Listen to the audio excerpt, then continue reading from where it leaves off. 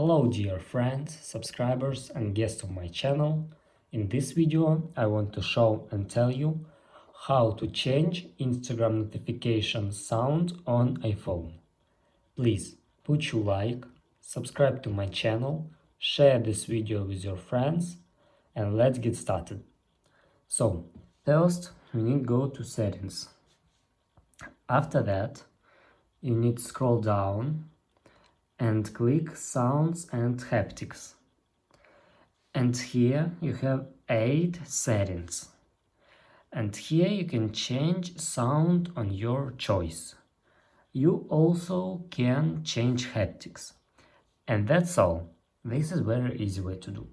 If you enjoyed this video and found it helpful, please put your like, subscribe to my channel and share this video with your friends.